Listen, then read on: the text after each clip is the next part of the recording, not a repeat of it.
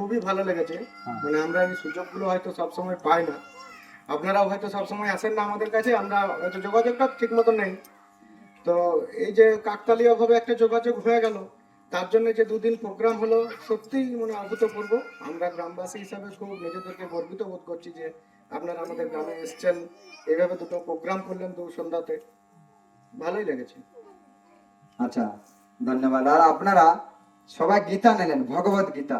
যে ভগবত গীতা যথাযথ যথাযথ ভগবত গীতা আপনার কিসের জন্য নিলেন? অ্যাকচুয়ালি আমরা যতটুকু জানি, আমি আমার ব্যক্তিগত কথা বলছি, আমরা কি করি, আমরা গীতাটা কিনে আমাদের যেখানে ঠাকুর আছে আমরা হয়তো লাল সালু বেঁধে সেখানে রেখে দিই, কিন্তু অ্যাকচুয়ালি এটা তো নয়। এটার জন্য গীতা কেউ কিনে না। আমরা গীতা কেন, যে কোনো বই মানুষ কিনে কি জন্য? পড়ার জন্য কিনে। তাহলে গীতা যখন কিনেছি আমাদের পড়া উচিত, কিন্তু আমরা অতটা ভাগ্যবান নই, আমরা হয়তো কেউই পড়ি না, আমি নিজেও পড়ি না।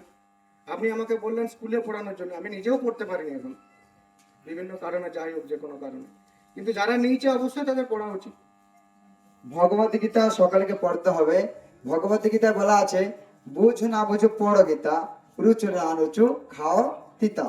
আগে না, তো এমনি সুগার পেশেন্টরা তিতা খায় সুগারে কম হওয়ার জন্য, কিন্তু যদি আপনার গীতা পড়বেন তাহলে পরমার্থিক কল্যাণ হবে, সকলে দুঃখ কষ্ট দূর হয়ে যাবে, ভগবান সব সময় আপনার কাছে থাকবেন। শুধু লাল সালদেই আপনি যদি রাখবেন তাহলে কি বুঝতে পারবেন আপনারা? আমি আপনারা হাতে রসগোল্লাটা দিলাম, রসগোল্লাটা আপনি হাতে ধরলেন, কিন্তু আমি আপনাকে জিজ্ঞাসা করলাম কি এই রসগোল্লা কি টেস্ট আছে, ইয়ার কি রুচিটা কি, স্বাদ কি? আপনি না খাই বলতে পারবেন না? বলতে পারবেন না যত পর্যন্ত আপনি খেয়ে না।